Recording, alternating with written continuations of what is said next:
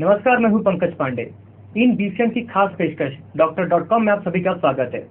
जी, आज हमारे साथ मौजूद है डॉक्टर वीरेंद्र काड़े, गुदरोग सर्जन, और डॉक्टर लता काड़े, जो है गुदरोग तज्ञ। ये दोनों ही नागपुर में पाइल्स इस बीमारी का इलाज करते आ रहे हैं।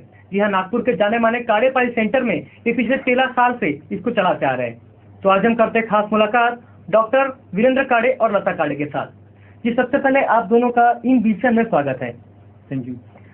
जी, मैं जानना चाहता हूं कि पाइल्स ये एक ऐसी बीमारी है जो कि आमतौर पर काफी सुनाई आती है इस बारे में, और हमने सुना है कि ज्यादातर लोग इस बीमारी से प्रभावित रहते हैं। ये पाइल्स बीमारी होती क्या है और इस बीमारी के जो सिम्टम्स है वो क्या होता है? तो सबसे पहले हम शुरू करेंगे, ये बीमारी एक्चुअली होती क्या है? एक्चुअली ऐसा है कि गुदरोग में होने वाली जो बीमारी है उसको कॉमनली पाइल्स बोलते हैं। जी, एक्चुअली गुदरोग मतलब ये जगह पर नियर अबाउट 50 प्रकार की बीमारियां होती है। अब लोगों को बाकी बीमारियों के बारे में कुछ आइडिया नहीं है, उनको सिर्फ एक पता है कि पाइल्स ये जगह पर पाइल्स बीमारी होती करके। इंग्लिश में इसे पाइल्स कहते हैं, हिंदी में बवासीर कहेंगे, मराठी में मुवैर कहेंगे। तो एक्चुअली लोगों को मुझे यही संदेश देना है कि पाइल्स संडास की जगह पर सिर्फ पाइल्स ही नहीं होता, तो उसके अलावा बाकी बीमारियां होती है। फॉर एग्जाम्पल फिशर हो गया, फिशुला हो गया, एनल पॉलिप हो गया, रेक्टल पॉलिप हो गया, इवन कैंसर जैसी भी खतरनाक बीमारियां होती है। तो एक्चुअली 13 साल पहले जब मैंने काड़े पाइल्स हॉस्पिटल शुरू किया था, उसका मेरा उद्देश्य वही था कि लोग यूजुअली ये बीमारियों के लिए डॉक्टर के पास जाते नहीं है। क्या करते हैं कि कुछ किसी को ब्लीडिंग हुआ, किसी को पेन हुआ, घर में एक तो वो घर में बताएंगे भी नहीं, इनकेस बताया भी तो आजीबाई का बंटवारा जो प्रोसीजर रहती है, ये ले ले, आंवला खा ले या बरिश ले ले वगैरह वगैरह, ये प्रोसीजर चालू रहती है। तो उसमें ऐसा होता है कि बीमारियां बढ़ते बढ़ती जाती है। पेशेंट को सिम्टोमेटिक रिलीफ हो जाता है, चाहे वो फार्मेसी में जाके दवाई लो, चाहे वो घर में कुछ खा लो, उस समय के लिए मोशन सॉफ्ट हो गया, उसको पेन कम हो गया या ब्लीडिंग कम हो गया, सब सिम्टम उसको लगता है कि अभी ठीक हो रहे हैं। बट ऐसा नहीं होता है। टॉयलेट की जगह पर टोटल 50 प्रकार की अलग अलग बीमारियां होती है। तो ये बीमारियों के प्रति लोगों को अवेयर करना, ये बीमारियों को ना बढ़ाओ, और ये बीमारियां जब प्राइमरी अवस्था में रहती है तो आप डॉक्टर के पास जाओ और उसका इलाज कराओ। इसीलिए मैंने एमएस किया ये गुदरोग सर्जरी विषय में, और इसीलिए मैं 13 साल से ये सब्जेक्ट में काम कर रहा हूँ और लोगों को मैं अवेयर कर रहा हूँ। अब कैसा है कि शाइनेस के कारण लोग मेरे पास आते नहीं है, खास करके फीमेल पेशेंट्स। तो फीमेल पेशेंट के लिए मैडम का एमडी हो चुका है गुदरोग विषय में, तो मैडम उसके लिए सेवा देती है। जी, आपने बताया कि पाइल्स और इसके अलावा इतनी बीमारियां होती है, इसमें खासकर पाइल्स होता कैसे, इसके होने के पीछे क्या वजह रहती है? इसके होने की वजह एक्चुअली जैसे जो आज का हमारा रूटीन बहुत ज़्यादा बिजी हो गया है और लोग टाइम पे खाना नहीं खाते और स्पाइसी ज़्यादा खाना खाते हैं और जंक फूड ज़्यादा लेते हैं। सिंपल डाइट नहीं रह गया है आजकल। मैक्सिमम लोग हर घर में मैक्सिमम जगह पे ब्रेड बिस्किट का यूज़ ज़्यादा हो गया है। टाइम पे लोग खाना नहीं खाते हैं, रात को लेट सोते हैं, दिन भर बिजी रहते हैं। तो उसके कारण जो उनका डाइजेशन प्रॉपरली नहीं होता, मोशंस हार्ड होते हैं, मोशंस के प्रॉब्लम्स होते हैं, या फिर कुछ भी इन्फेक्टेड फूड भी बहुत खाने में आता है उनका, क्योंकि बाहर का खाने का प्रमाण जो है पहले की तुलना में बढ़ गया है। तो बाहर का जब अनहाइजीनिक फूड भी कुछ बार काफ़ी बार कंजम्पशन की वजह से जो उनको इन्फेक्शन भी हो जाते हैं। सिर्फ कॉन्स्टिपेशन के कारण ही ये बीमारी नहीं होती, यानी सिर्फ मोशंस हार्ड होने की वजह से ये बीमारी नहीं होती, बल्कि अगर बार बार पेशेंट को डायरिया लग रहा है, इन्फेक्शन हो रहे हैं, उसके कारण भी ये डिसीज होता है। इसलिए बाहर का खाना पीना या जंक फूड्स अवॉइड करने चाहिए, क्योंकि ये सबसे प्रमुख कारण है। ये बीमारी की शुरुआत ही पेट से होती है। पेट में जहाँ पे आपके डाइजेशन में गड़बड़ हुई, मोशंस के प्रॉब्लम शुरू हुई है, चाहे वो हार्ड मोशन हो, कॉन्स्टिपेशन हो, या फिर एसिडिटी हो, या फिर कहते हैं लूज मोशन हो, डायरिया में भी कोलाइटिस जैसे डिसीजेस, जिसके कारण पेशेंट को ये डिसीज स्टार्ट होता है। थोड़ा सा इसमें ऐड करना चाहूंगा। यूजुअली ऐसा होता है कि लोगों को लगता है सिर्फ तीखा खाने से ही होता है। जरूरी नहीं कि हर बार तीखा खाने से ही हो। बहुत से लोग हैं जो नॉनवेज नहीं खाएंगे, वाइन नहीं लेंगे या फिर धूम्रपान नहीं करेंगे, उसके बावजूद भी उनको बीमारियां होती है। इसका कारण कुछ अलग रहता है। कुछ लोगों में ये बीमारी के जो अंश है वो शुरुआती में रहते हैं। किसी छोटे बच्चों में मतलब anal opening he by birth छोटा रहता है। फीमेल में खास करके प्रेगनेंसी की जो होती है, जैसे डिलीवरी पीरियड मतलब प्रेगनेंसी पीरियड होता है, खास करके 4 महीने के बाद जो गर्भ का वेट बढ़ता है, उस समय फीमेल्स को जो रेक्टम रहता है वो रेक्टम पर प्रेशर बढ़ने के कारण वहाँ की वेन फूल जाती है। तो मतलब हर वक्त खाना पीना इसी को जिम्मेदार नहीं मान सकते। बहुत बार इंटेस्टाइन की बीमारियां, फॉर एग्जाम्पल अगर इंटेस्टाइन में टीबी हो गया, किसी को इंटेस्टाइन में किसी को अल्सर्स हो गए, इंटेस्टाइन में किसी को कुछ प्रकार के कोई भी डिसीज हो गया, तो वो डिसीज का भी रिफ्लेक्शन ये जगह पर आता है। मतलब हर बार टॉयलेट की जगह से खून जाना, ये लक्षण सिर्फ पाइल्स में ही रहेगा ऐसा जरूरी नहीं है। मे बी पॉसिबल वो कैंसर का लक्षण भी हो सकता है, अंदर में इंटेस्टाइन में कैंसर हो सकता है, क्योंकि वो एनल कैनल तो एक पैसेज है, मोशन पास करने का पैसेज है। वो पैसेज के द्वारा ब्लड भी आ सकता है या फिर और कुछ चीजें भी आ सकते हैं। बहुत से लोग बोलते हैं, मैंने सुना है कोई मतलब क्वैक्स जो रहते हैं, कोई वैद्य या समथिंग अदर डॉक्टर्स, उनके पास जाके उन्होंने धागा बांध दिया था, वो पाइल कट रहा था, या फिर कुछ गोलियां ली थी मैंने, वो कट कट के पाइल बाहर आता था। बोलते गोलियां ली थी उससे कट कट के बाहर। एक्चुअली ये रॉन्ग कंसेप्ट है। बहुत बार ऐसे कंडीशन में पेशेंट को कैंसर रहता है। कैंसर के केसेस में बहुत ऐसा होता है कि उसके जो अंदर में जो अल्सर होता है, उसके ऊपर जो घाव बनता है, उसके ऊपर जो पपड़ी जमती है, वो टूट टूट के हर बार बाहर आती है। तो वो symptom he indicative of cancer रहता है बहुत बार। तो पेशेंट को ऐसा लगता है कि मैं ये डॉक्टर के पास गया था, उन्होंने जो दवाई दी थी उसके बारे में कट कट के बाहर आ रहा है। तो बहुत से ये बीमारियों के बारे में रॉन्ग कंसेप्ट जो है लोगों के, उसके प्रति मुझे लोगों को अवेयर करना है। मैं इसीलिए हमेशा बोलता हूँ कि टॉयलेट की जगह पर केवल पाइल्स ही नहीं और भी कई प्रकार के रोग तथा कैंसर भी हो सकता है। ये मेरा जो स्लोगन बना के रखा है मैंने, वो इसी के लिए बना के रखा है, ताकि लोग जैसा ही कोई सिम्टम्स होते हैं पेशेंट को डॉक्टर के पास तुरंत जाना चाहिए। खास करके जनरल डॉक्टर के पास न जाते हुए गुदरोग सर्जन है, उसके जो तज्ञ है, उन लोगों से एक बार सलाह कर लिया जाए तो ज्यादा बेटर है। दर्शकों, ये बहुत ही खास जानकारी हमें इस वक्त मिली है।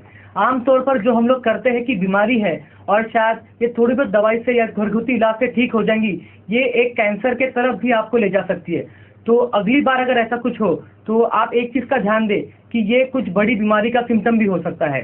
जी, जैसा आपने बताया कि महिलाओं में और पुरुषों में दोनों में अलग अलग वजह रहती है इस बीमारी को होने की। तो सर पहले बताइए कि पुरुषों में इसमें मतलब किस तरह के चांसेस रहते हैं, इसमें कैसा पता चलता है कि पुरुषों को ये बीमारी हो रही है और इसमें क्या वजह रहती है ज्यादातर पुरुषों में? वजह एग्जैक्टली पुरुषों में तो जैसा 20 साल से लेके तो 45 एज तक ये एज रहती है हमारे कमाने और खाने की। इस समय में आदमी घर से बाहर निकल गया एक बार तो वो दिन भर घर के बाहर रहेगा। और नागपुर में या फिर कहीं भी प्लेस में डिस्टेंस इतने ज्यादा हो सकते हैं कि अगर एक आदमी यहाँ से निकला 12 किलोमीटर पर जॉब कर रहा है तो वहां से उसको घर में आके खाना पॉसिबल नहीं रहता। एक तो he should carry the tiffin उसमें ले जाना चाहिए ताकि वो उसके ब्रेक में खा सके। बाहर जो भी कुछ खाना खाता है उसमें इन्फेक्शन रहता है। मैंने जैसे बताया कि इसमें जंक फूड रहता है, तो ये जंक फूड मतलब पिज्जा, बर्गर या फिर समोसा, पुलिस वाले लोग हो गए या फिर ये लोग जो फिरते मतलब घूमने वाले लोग रहते हैं, वो लोग बाहर के ये सब चीजें खा लेते हैं। जैसे फील्ड वर्क वाले जो रहते हैं उन लोगों को मजबूरी में बाहर खाना पड़ता है। तो मैं चाहूंगा कि वो लोग चाहो तो फ्रूट खाएं, उन्होंने ये फूड या फिर घर का फूड कैरी करें। तो ये जो लाइफस्टाइल उनका चेंज होता है, इसलिए इस बीमारी को बोलते हैं लाइफस्टाइल डिसऑर्डर है। तो हमारा आज का जो लाइफस्टाइल चेंज हो गया है, खाने का कोई हिसाब नहीं है, रात में सोने का कोई हिसाब नहीं है। यूजुअली आजकल पार्टीज में देखेंगे तो बहुत लेट नाइट तक पार्टीज है, दिन में कोई पार्टी नहीं होंगी। जो पार्टी होंगी रात को पार्टी होंगी, रात को 2 बजे तक 3 बजे तक। और फैशन चल चुका है कि रात को पार्टी जितनी लेट उतनी ज्यादा स्टैंडर्ड। तो ये जो कंसेप्ट आया है, ये कंसेप्ट हमारे हमको नेचर से दूर लेके जा रही है। तो इन सभी चीजों से मतलब ये तो हो गया हमारा लाइफस्टाइल। कुछ डिसीज में मैंने आपको बताया, बाहर का खाने से इंटेस्टाइन में डिसीज हो जाते हैं, उसके कारण भी है। हम लोग स्पाइसी फूड खाते हैं, उसके कारण भी है।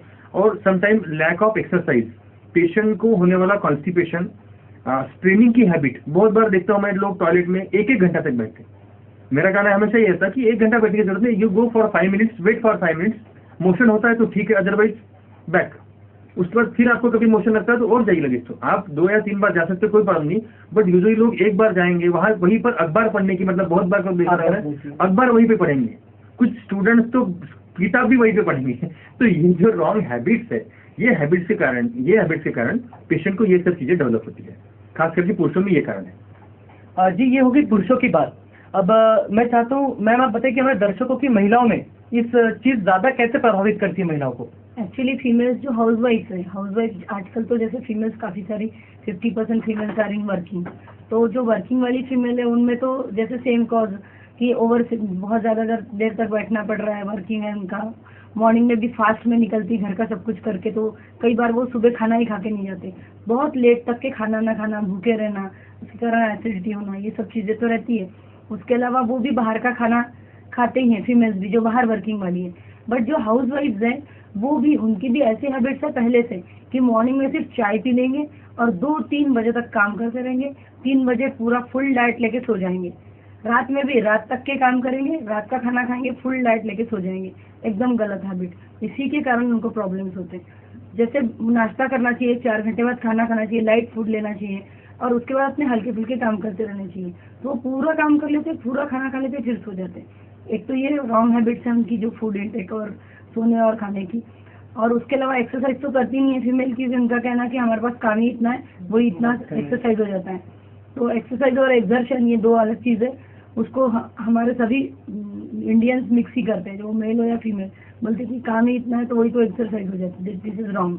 एक्सरसाइज तो करनी ही चाहिए मॉर्निंग में मिनिमम हाफ एन आवर। उसके अलावा फीमेल्स में प्रेगनेंसी एक सबसे प्रमुख कारण है, जिसको कभी कुछ नहीं हुआ। जैसे बहुत सारे सब कुछ रॉन्ग हैबिट्स रहने के बावजूद भी उनको कभी कुछ नहीं होता, लेकिन प्रेगनेंसी में फिर भी उनको हो ही जाता है। मीन्स कभी ना होने के बावजूद भी प्रेगनेंसी में उनको ये प्रॉब्लम होता है, क्योंकि प्रेगनेंसी में सबसे इम्पोर्टेंट पहले 3 महीने में पेशेंट को नौशा वोमिटिंग रहता है, उल्टी वगैरह जैसे प्रॉब्लम रहते हैं। तो उस समय पेशेंट खाता पीता नहीं है ठीक से, पानी भी नहीं पीता है, लेटा लेटा रहता है, तो उसको कॉन्स्टिपेशन होते हैं। उसके अलावा जब 3 मंथ्स के बाद उनको आयरन कैल्शियम चालू होता, आयरन कैल्शियम की वजह से भी कॉन्स्टिपेशन होता। उसके अलावा बेबी वेट, जो बच्चे का गर्भाशय का जो वजन रहता है वो रेक्टम पे आता है। जैसे जैसे बच्चे का वजन बढ़ता है वैसे वैसे वो गर्भाशय का वजन बढ़ के रेक्टम पे, यानी कि जो नली है अपनी आने नली, उस पे दबाव पड़ के पेशेंट को मोशन के समय प्रेशर लगाना पड़ता है, क्योंकि वो मोशन नली दब जाने के कारण पेशेंट को हर बार जोर लगाना पड़ता है। वो एक कारण है, और बाकी तो कॉन्स्टिपेशन कारण है ही उनके जो फूड हैबिट्स के कारण।